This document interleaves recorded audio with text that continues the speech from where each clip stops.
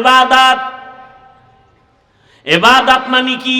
তাসবিহ হাতে নাও, পাগড়ি নিয়ে মসজিদে গিয়া নামাজ পড়ো, তেলাওয়াত করো, জিকির করো, ইবাদত শেষ? না না, ভালো করে বুঝো। মানুষ তোমার জীবনের প্রতিটি মুহূর্তে আল্লাহর হুকুমকে মেনে চলার নাম ইবাদত। তুমি বাথরুমে যাও, তুমি দোকান চালাও, ব্যবসা করো, চাকরি করো, ঘুমাও, খানা খাও, সব সেক্টরে আল্লাহর হুকুম মানো, এর নাম ইবাদত। ইবাদত কেন করবা? একমাত্র কারণ আল্লাহর সাথে হবে আমার মুলাকাত, বিনিময়ে পুরস্কার পেয়ে যাব আল্লাহর দেয়া জান্নাত। ইবাদত কোন নিয়মে করব? নিয়ম ছাড়া অফিস আদালত চলে না, কোনো প্রতিষ্ঠান চলে না। ইবাদত এক নিয়মে চলবে, রাহমাতুল লিল আলামিনের আদর্শ অনুযায়ী। দুনিয়াতে আর কারো আদর্শ মানা যাবে না। যাবে? আরে যাবে কেমনে? দুনিয়ার সব আদর্শ হলো নাপাক। হাজারো লাখো মানুষের ভেতর থেকে বাছাই করে পৃথিবীর শ্রেষ্ঠ মজলিস, উলামায়ে আহলে হকের মজলিস, গুনাহ মাফের মজলিস, তওবা কবুলের মজলিসে আল্লাহ আমাদেরকে কবুল করেছেন। আর একবার শুকর আদায় করি আলহামদুলিল্লাহ। দরুদ ও সালাম সৈয়দুল মুরসালিন, রাহমাতুল লিল আলামিন, শফিউল মুজনিবিন, খাতামুন নবিয়্যিন, সৈয়দুস সাকালাইন, ইমামুল মুরসালিন, হযরত মুহাম্মদুর রাসূলুল্লাহ সাল্লাল্লাহু আলাইহি ওয়া আলিহি ওয়াসাল্লামের উপর সর্বোপরি শুকর, যাদের অক্লান্ত পরিশ্রমের মাধ্যমে আজ সুন্দর আয়োজন, সময়, পরামর্শ, অর্থ দিয়ে সার্বিক সহযোগিতা যারা করেছেন, প্রত্যেককে আল্লাহ পাকে খেদমতের বরকতে দুনিয়াতে শান্তি, পরকালে মুক্তির ব্যবস্থা করে দিন। ভাই ইকো হয় কেন? উলামায়ে হযরত দীর্ঘ সময় আপনাদের এখানে আলোচনা করেছেন। আল্লাহ পাক উলামায়ে কেরামদের কথাগুলো সহি তরিকায় আমল করার তৌফিক দান করেন। উলামায়ে কেরামের ইজ্জতকে আল্লাহ বেশি বেশি বাড়ায় দেন। যারা চক্রান্ত করে আলেমদের বিরুদ্ধে, আল্লাহ তাদেরকে হেদায়াত দান করেন। পরিশেষে আমি আপনাদের দোয়া নিতে আসছি। খুব সংক্ষেপ দু চারটি কথা বলার নিয়তে কোরআনে হাকিমের এক আয়াত, রসুলের এক হাদিস পড়েছি। ইখলাস রুহানিয়াতের সমন্বয়ে সহি নিয়তে, সহি তরিকায়, সহি কিছু কথা কোরআন সুন্নাহর আলোকে আমাকে বলার মতো, আপনাদেরকে শুনবার মতো রব্বুল আলামিন তৌফিক দান করেন। ওয়ামা খালাকতুল জিন্না ওয়াল ইনসা ইল্লা লিয়াবুদুন। আল্লাহ বলেন, আমি জিন ও ইনসানকে সৃষ্টি করি নাই, হ্যাঁ করেছি, একমাত্র ইবাদতের জন্য। নবীজি বলেন, লা তাআতা লি মাখলুকিন ফি মাসিয়াতিল খালিক। আল্লাহকে অসন্তুষ্ট করে পৃথিবীর ভিন্ন কারো হুকুম মানা হারাম। আয়াত হাদিসের তর্জমা শেষ। হাদিসের উপরে 2-4 মিনিট একটু খেয়াল করি। নবীজি বললেন, আল্লাহকে অসন্তুষ্ট করে পৃথিবীর অন্যের হুকুম মানা হারাম। প্রশ্ন এখানে কয়েকটা। 1 নম্বর কথা হলো, আল্লাহর হুকুমকে অমান্য করে কারা, এই লোকগুলোকে আমাদের চিনতে হবে। দ্বিতীয়ত, আল্লাহর হুকুমকে অমান্য করে অন্যের হুকুম মানে সে অন্য কারা, তাদেরকেও চিনতে হবে। 3 নম্বর কথা হলো, আল্লাহকে অসন্তুষ্ট করা যাবে না, দুনিয়ার অন্যকে বেজার করা যাবে, আল্লাহকে অসন্তুষ্ট করা যাবে না কেন? এই 3 কথার জবাব দেওয়ার চেষ্টা করব। এরপরে সুযোগ থাকলে আয়াতের উপরে কিছু কথা বলব ইনশাআল্লাহ। যেই মানুষগুলো আল্লাহর হুকুমকে অমান্য করে, ইসলামের বিরুদ্ধাচরণ করে, লাইনচ্যুত হয়ে যায়, এই মানুষগুলো এক কথায় জবাব, দুনিয়া লোভী, স্বার্থপর। দুনিয়া লোভী, সেটা হুজুরও হতে পারে, হুজুর ছাড়াও। এক কথায় পৃথিবীর সব মানুষ, যে কোনো মানুষ লাইনচ্যুত হয়ে যদি ইসলামের বিরুদ্ধে, কোরআনের বিরুদ্ধে, শরিয়াতের বিরুদ্ধে উল্টাপাল্টা পথ অবলম্বন করে, একমাত্র কারণ দুনিয়ার ভালোবাসা, দুনিয়ার লোভ। এ কারণে রাসূল ভিন্ন হাদিসে বলছেন, ক্বালান নবী সাল্লাল্লাহু আলাইহি ওয়া আলিহি ওয়াসাল্লাম, হুব্বুদ দুনিয়া রাসু কুল্লি খাতিআ। দুনিয়ার লোভ, ভালোবাসা সব ধ্বংসের কারণ। সব ধ্বংসের কারণ কি? দুনিয়ার লোভ।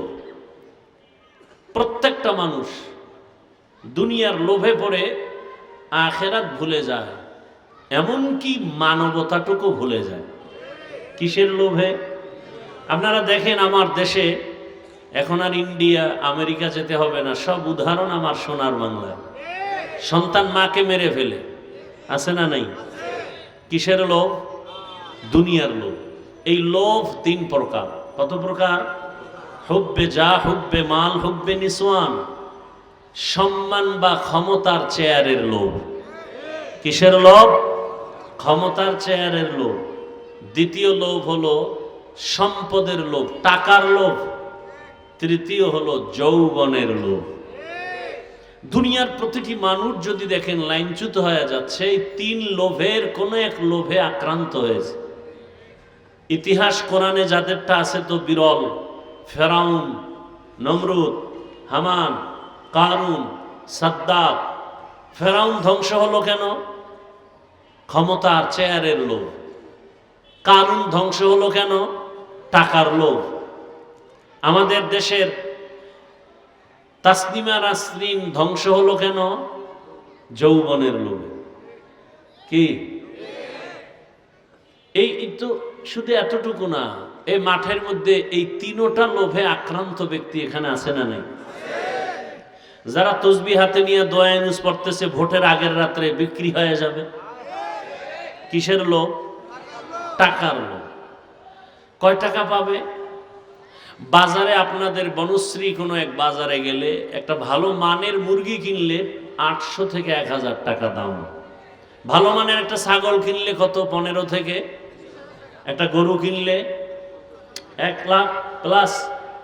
কথা ঠিক না? আর আমার সোনার বাংলার আশরাফুল মখলুকেরা ভোটের আগের রাত্রে বিক্রি হবে বাজার দরে 500 টাকা। তাহলে বোঝা গেল ছাগলের দামেও নাই। তাহলে ছাগলের থেকেও খারাপ, এটা গরুর চেয়েও খারাপ, এটা কুত্তার চেয়ে খারাপ। দলিল চাও, দলিল নাও। সূরা আরাফ 9 পারা। ওয়ালাকাদ যারানা লিজাহান্নামা কাসীরাম মিনাল জিন্নি ওয়াল ইনস লাহুম কুলুবুল লা ইয়াফকাহুনা বিহা ওয়া লাহুম আ'য়ুনুল লা ইউবসিরুনা বিহা ওয়ালাহুম আযানুন লা ইয়াসমাউনা বিহা উলাইকা কাল আনআমি বাল হুম আযাল উলাইকা হুমুল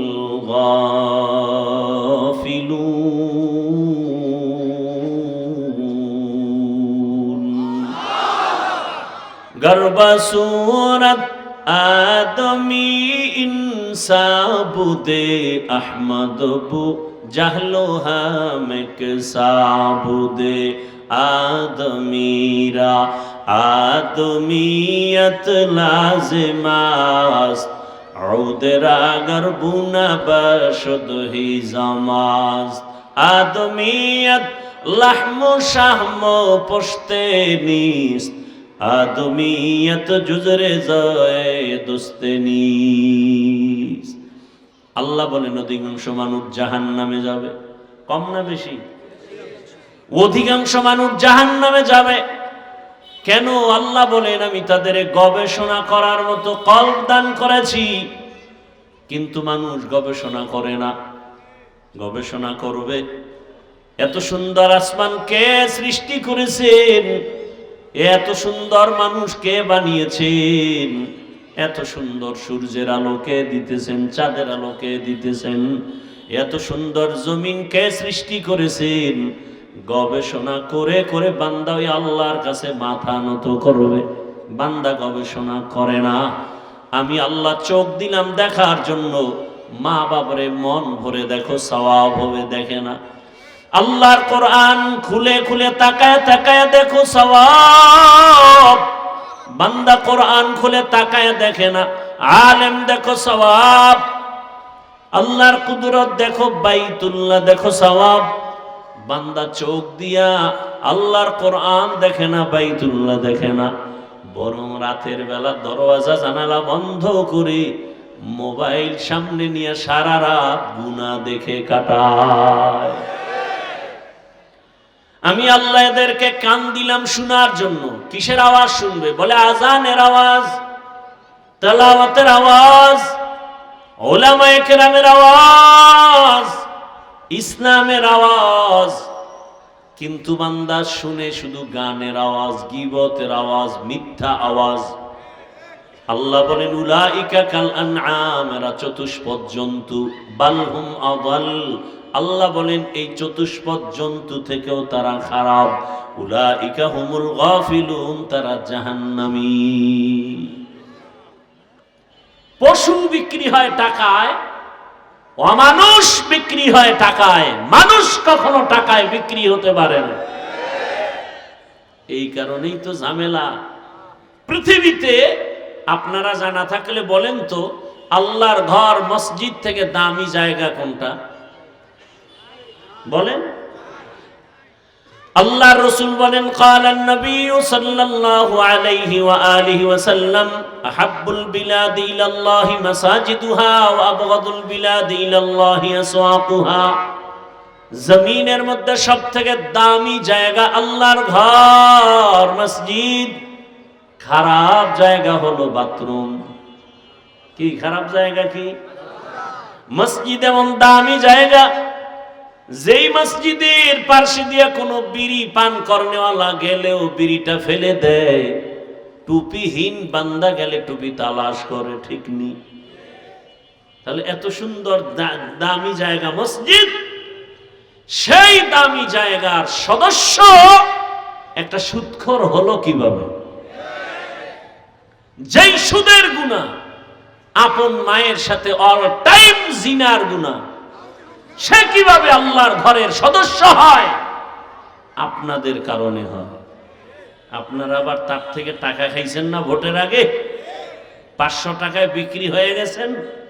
কিছুদিন পরে দেখে মেয়ের উপরে হামলা, স্ত্রীর চরিত্রের উপরে হামলা, চিৎকার দেয়, বলে খবরদার চিৎকার দিবি না, 500 টাকায় সব কিনে নিছি না। চিল্লাও কেন? কথা বলেন না কেন? জনগণ যদি হারামি হয়, নেতাও হারামি হয়।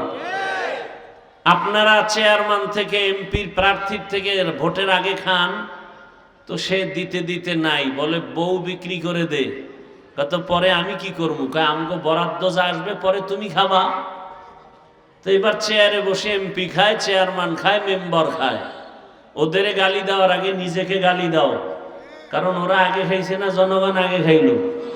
জনগণ আগে খাইয়া ওদেরকে শিখাইলো তোমরাও খাইও। আমালুকুম উম্মালুকুম, জনগণ যেই চরিত্রের হবে ওদের নেতারাও সেই চরিত্রের হবে। এজন্য আপনাদের চরিত্র পরিবর্তন করতে হবে। যুবক, তোমাদের জীবনকে পরিবর্তনের এক বার্তা দিয়ে রক্তের ফোঁটা জমিনে ফেলে চলে গেল, গোটা দুনিয়াকে আলোড়িত করে গেল, আর বলে গেল টাকায় পশু বিক্রি হয়, অমানুষ বিক্রি হয়, আমি হাদি টাকায় বিক্রি হয়নি। আর তুমি 500 টাকার জন্য পাগল হয়ে গেছো। ওই ছেলেটা রাস্তা দিয়ে হাঁটে, মানুষ ইচ্ছে করে এসে টাকা দেয়। কি যুবকরা দেখো নাই? 50,000 টাকার বান্ডিল, মরণের পরে অ্যাকাউন্ট চেক করা হলো কোটি কোটি টাকা। তোমরা বলো ফেসবুকের গোলামি তোমরা করো, বলো দেখো নাই? ও কোনোদিন কি লাইভে এসে বলছিল আমাকে টাকা দাও? কথা বলো যুবক বাবারা। তাহলে তোমার চরিত্র এত নষ্ট কেন? সারা রাত মোবাইলে অপরাধ করবে, এমবি নাই। কোথায় পাবে এমবি? চিন্তা ভাবনা করলো অনেকক্ষণ, কই পাই টাকা, কই এমবি। সিদ্ধান্ত নিল এক পর্যায়ে মায়ের মানিব্যাগ, বাবার মানিব্যাগ চুরি করব। তাই করলো।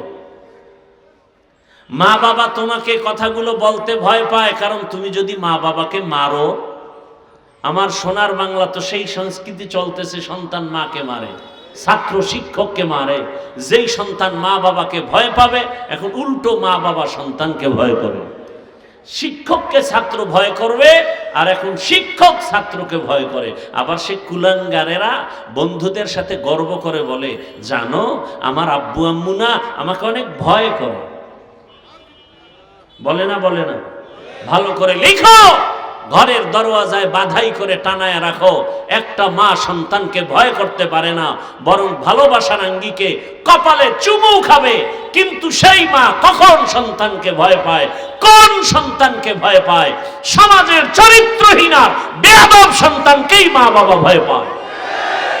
একটা শিক্ষক ওই ছাত্রকে ভয় পায় যেই ছাত্র পুরা প্রতিষ্ঠানের মধ্যে চূড়ান্ত চরিত্রহীন আর বেয়াদব। ভদ্র নম্র চরিত্রবান সন্তানকে কোনোদিন মা বাবা ভয় পায় না, শিক্ষকেও ভয় পায় না। তো তোমার চরিত্র এত নষ্ট, মনে হয় মা বাবা বলতে চায় চাকার তলে পড়ে এত মানুষ মরে, আমার চরিত্রহীনটা মরে না কেন? তোমার কারণে মা বাপ লজ্জায় মুখ দেখাতে পারে না সমাজে মানুষের কাছে। তোমার চরিত্র এত দুর্বল কেন? অনুরোধ করি, এখনো সময় আছে, ঘুরে দাঁড়াও, মোবাইলটা ফেলে দাও, নতুন করে দাঁড়িয়ে যাও, ডাক্তার হও, ইঞ্জিনিয়ার হও, প্রফেসর হও, তবে বেয়াদব হইও না। তোমার জীবন আরো সুন্দর হবে। এক ব্যক্তি homeopathic doctor, এমবিবি homeopathic doctor Zakir Naik, সারা দুনিয়ার মানুষ তাকে চিনে না? হ্যাঁ, এমবিবিএস ডাক্তার, দুনিয়ার সবাই চিনে। টাকার গরমে, ক্ষমতার গরমে? হ্যাঁ, বরং সুন্দর চরিত্র আর নৈতিক আদর্শের কারণে। তুমি কবি নজরুলের গুণগান গাও, তোমার মতো সারা রাত মোবাইলে অপরাধ করলে কবি নজরুলের ইতিহাস রচিত হতো না। মানুষের জীবনের অমূল্য সম্পদ হলো চরিত্র। এজন্য বলি যুবক, তোমার লাইনে জীবনে আলিফ বা তাও মাদ্রাসায় গিয়া পড়ে নাই, জেনারেল লাইনে পড়ুয়া যুবক স্কুল কলেজে পড়ে, নামাজ পড়ে, দাড়িওয়ালা নাই। তুমি নিজেকে প্রশ্ন করো, তুমি পারো না কেন? তোমার মতো জেনারেল লাইনের মানুষ, doctor, professor, engineer, OC, DC SP, 5 ওয়াক্ত নামাজি আছে না নাই? আমি এখানে বলবো না তুমি তাবলিগে গেলা না কেন জাহান্নামে যাইবা, পীরের কাছে গেলা না কেন জাহান্নামে যাইবা। আমি ওই কথার বয়ান করতে আসি নাই। আমি আসছি তুমি জেনারেল লাইনে থেকে ডাক্তার হও, তবে সর্বোচ্চ সম্মানের জীবন তুমি ধারণ করো। কারণ আমার দেশে আলেম ওলামা, পীর মাশায়েখের অভাব নাই, আলহামদুলিল্লাহ। আমার দেশে আদর্শ ডাক্তারের অভাব, আদর্শবান ইঞ্জিনিয়ারের অভাব, আদর্শবান প্রফেসরের অভাব, ওসি ডিসিএসপির অভাব। আজ আমার দেশের থানা জেলার সব ওসি ডিসিএসপি মহোদয় সব যদি 5 ওয়াক্ত নামাজি হতো, কোরআনের বয়ান চলতো সারা দেশে, কোনো সুদখোর থেকে অনুমতি নেওয়ার কোনো প্রয়োজন হতো না। ওয়াজ করবে, কোরআনের বয়ান করব, মানুষকে আবার অনুমতি নিতে হবে। এজন্য আমাদের হাতের কামাই গুনাহের কারণে আমরা বিপাকে পড়ে আছি। সবকিছুর মূলে কি? দুনিয়ার লোভ, যৌবনের লোভে, ক্ষমতার লোভে, টাকার লোভে কথার ব্যালেন্স হারিয়ে ফেলে। সকালে এক কথা, বিকালে আর এক কথা। কথা ঠিক না? আল্লাহ হেদায়েত দান করুন। এজন্য রাসূল বলেন, আল্লাহকে অসন্তুষ্ট করা যাবে, দুনিয়ার সব অসন্তুষ্ট হয় হোক কেন? দুনিয়ার সব স্বার্থপর, কেউ আপন না, একমাত্র আপনকে। কেমন আপন তিনি? আমার আল্লাহ কেমন আপন? দুনিয়ার মা বাবা, দুনিয়ার ভাই বোন, আমার আপনজন এত সুন্দর আমার উপকার করে নাই। দয়াময় রব্বুল আলামিন যে উপকার আমার আপনার করলেন, কেমন রহমতের দয়ার নজর দিয়ে আল্লাহ আমাকে বড় বানাইলেন। দুনিয়ার মানুষ এতটা স্বার্থপর, মানুষকে দেয় না, দেয় না, দেয় না, যতটুকু দেয় তাও খোটা দেয়। আবার স্বার্থে আঘাত লাগলে এমনকি দল থেকে নাম কাটে না, কল্লা পর্যন্ত কেটে দেয়। আর আমার আল্লাহ যদি স্বার্থপর হইতেন, আল্লাহর দেয়া জমিনে বসবাস করে আমরা আল্লাহর দেয়া পানি, আল্লাহর দেয়া সূর্যের আলো, চাঁদের আলো, পানি বাতাস, জমিনের ফসল, গাছের ফল, সব নিয়ামত ভোগ করার পর যেই পরিমাণ গুনাহ করি আমরা, মানুষ বলে হাফিজুর রহমান অনেক ভালো, আল্লাহ বলেন আমি জানি তুমি সারা রাত মোবাইলে গুনাহ করো, আমি আল্লাহ জানি গুনার কারণে তোমার হাত না পাক, তোমার চোখ না পাক, জিহ্বা না পাক, অন্তর না পাক। আমি আল্লাহ তোমার এত নিয়ামত দেওয়ার পরেও যে তুমি আমার সাথে গাদ্দারি করো, আমি আল্লাহ স্বার্থপর যদি হইতাম পানি বন্ধ করে দিতাম, বাতাস বন্ধ করে দিতাম। আমি আল্লাহ কিছুই বন্ধ করি নাই, বরং আমি আল্লাহ তোমাকে মায়া রহমতের দরজা দিয়া ডাকতেছি, আসো। ফজরের নামাজে ডাক দেওয়াইলাম, মুয়াজ্জিন ডাক দাও, তুমি ফজরের হাজিরায় দাও নাই। আমি আল্লাহ আবার বেজার না হইয়া জোহরে ডাক দেয়ালাম, মুয়াজ্জিন ডাকে, আসো, হাইয়া আলাল ফালাহ। জোহরের হাজিরায় তুমি যাও নাই রে গোলাম। আসরে আবার ডাক দেয়া হলো, তুমি যাও নাই। মাগরিবে আবার ডাক দেয়া হলো, যাও নাই। আল্লাহ বলেন আমি রাগ করি নাই। আবার এশার নামাজে ডাক দেয়া হলো, তুমি যাও নাই। তোমার ব্যবসা বন্ধ করতে বলি নাই, চাকরি বন্ধ করতে বলি নাই, লেখাপড়া বন্ধ করতে বলি নাই, সব ঠিক রেখে 5 বেলার হাজিরা দেও। বান্দা তুমি যাও নাই। আমি আল্লাহ তোমার উপরে রাগ না, বরং তুমি আমার হাজিরায় না গিয়া আরো কত বাজে মন্তব্য করে চলো। নিজেও নামাজ পড়ো না, নামাজ পড়নেওয়ালাকেও পছন্দ করো না, নিজেও দাড়ি রাখো না, দাড়িওয়ালাদেরকেও পছন্দ করো না, নিজেও পর্দা করো না, যারা পর্দা করে তাদেরকেও পছন্দ করো না, নিজে হালাল পথে চলো না, যারা হালাল পথে চলে তাদেরকেও পছন্দ করো না। আল্লাহ বলেন আমি রাগ না, বেজার না, বরং রহমতের দরজা খুলে রেখেছি। 5 বেলার হাজিরায় যখন তোমাকে পাই নাই, এবার আমি আল্লাহ নিজে তোমাকে ডাকার জন্য রেডি হয়ে গেলাম। অতি গভীর হয় রজনী যখন, নীরবে প্রভুর নাম জপিও তখন। প্রভুর করুণা যদি পাইবারে চাও, গভীর রাতে উঠে প্রভুর গুণগান গাও। এমন একটা রাত নাই যে রাতের শেষ ভাগে আমার আল্লাহ প্রথম আসমানে আসেন না। আল্লাহ ডাকেন বান্দাকে নেওয়ার জন্য না দেওয়ার জন্য। আলামিন মুস্তাগফিরিন ফাগফির আলাহ।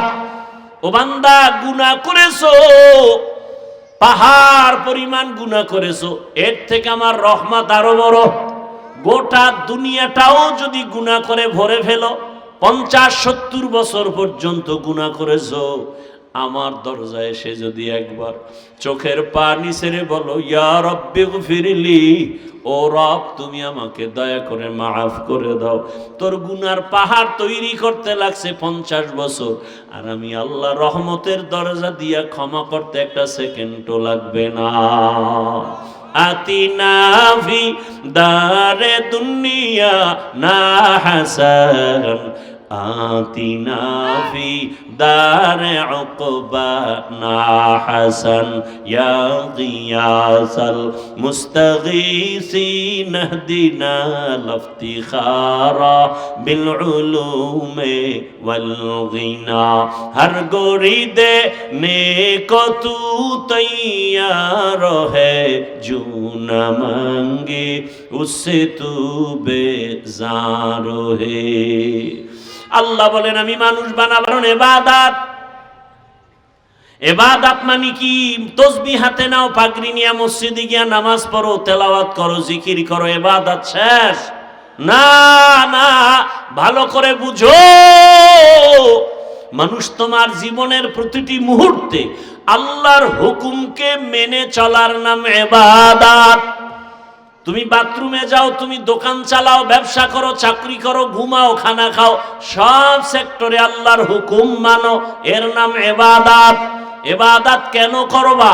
একমাত্র কারণ আল্লাহর সাথে হবে আমার মুলাকাত, বিনিময়ে পুরস্কার পেয়ে যাব আল্লাহর দেয়া জান্নাত। ইবাদত কোন নিয়মে করব? নিয়ম ছাড়া অফিস আদালত চলে না, কোনো প্রতিষ্ঠান চলে না। ইবাদত এক নিয়মে চলবে, রাহমাতুল লিল আলামিনের আদর্শ অনুযায়ী। দুনিয়াতে আর কারো আদর্শ মানা যাবে না। যাবে? আরে যাবে কেমনে? দুনিয়ার সব আদর্শ হলো নাপাক। একমাত্র রহমতের নবীর আদর্শই হলো পাক। রহমতের নবীর আদর্শ পাক কেন? রহমতের নবী জীবনে ভুলেও কোনোদিন মিথ্যা কথা বলেননি, কাউকে একটা গালি দেন নাই, হাজারো গালি শুনছেন, একটা গালির জবাবও পর্যন্ত দেন নাই। কেমন রহমতের নবী! মক্কা নগরীর নাপাক মানুষগুলোকে পবিত্র বানায় দিলেন।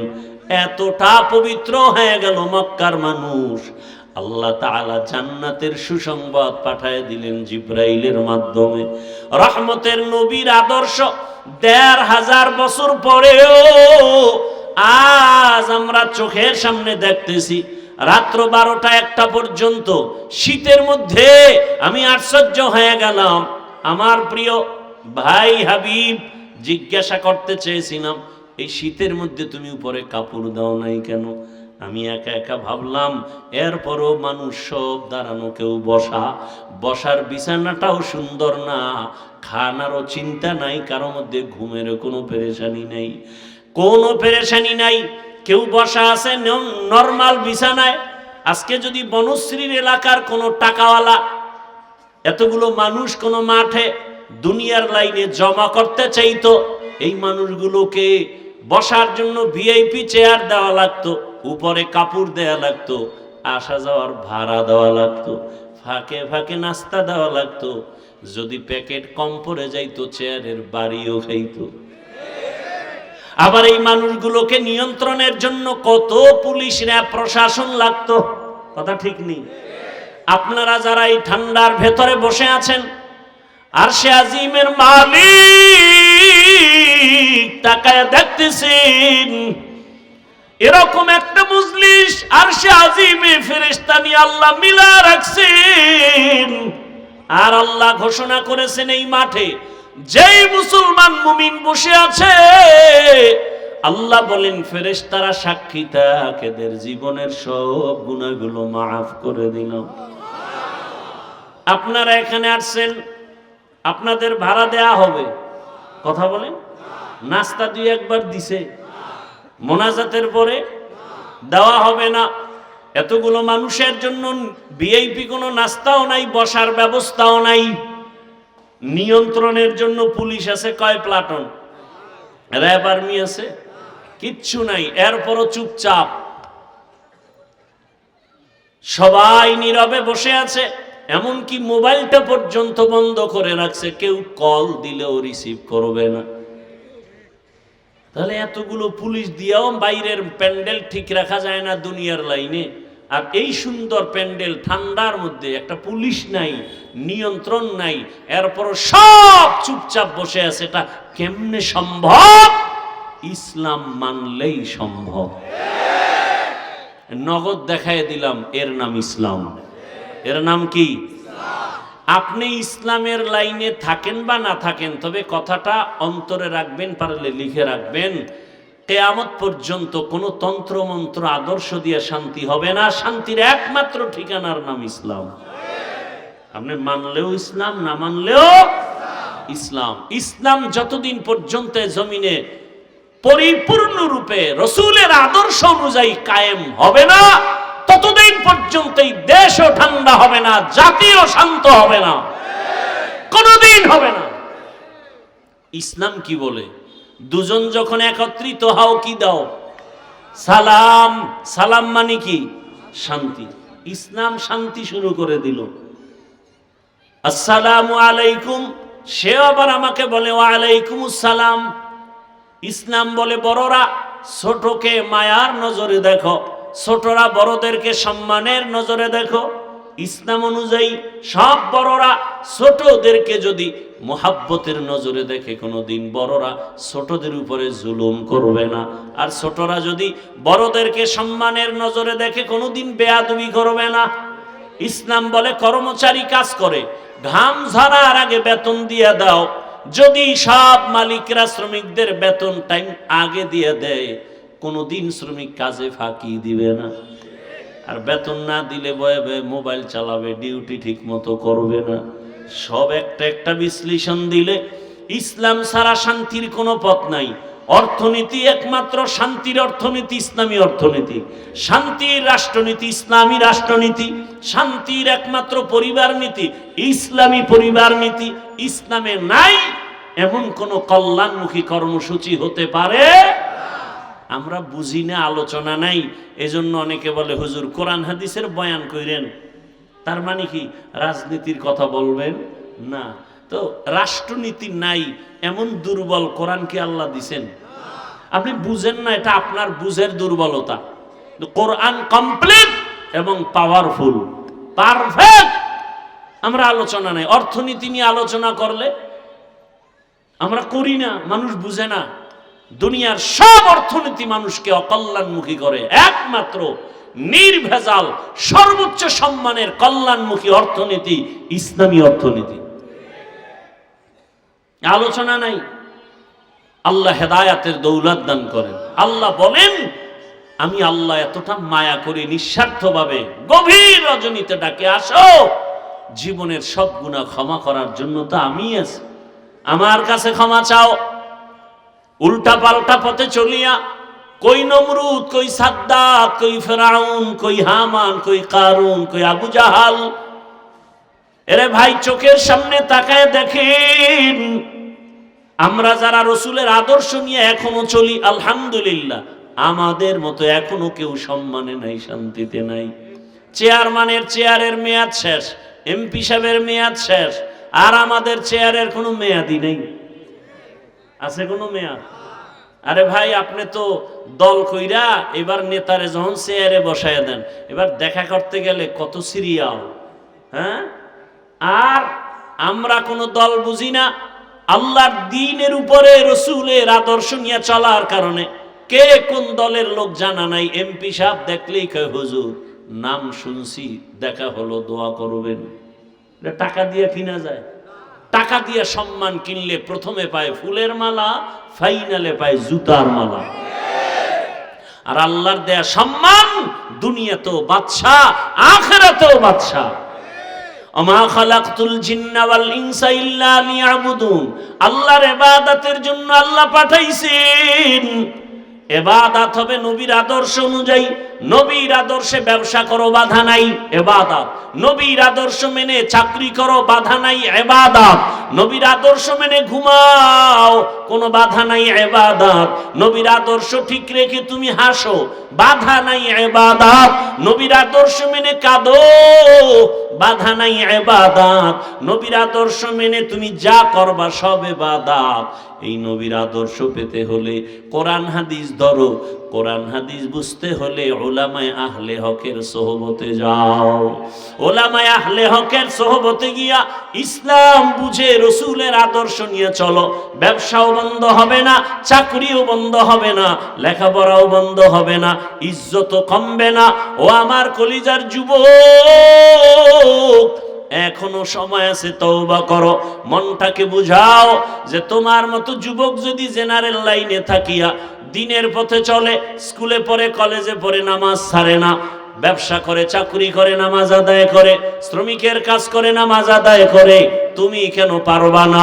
পর্দার আড়ালের আম্মা জানেরা, বোনেরা, আপনার মতো কত মা, কত বোন এই এলাকায় এখনো আছে, নামাজ পড়ে, পর্দা করে, স্বামীর মাল হেফাজত করে।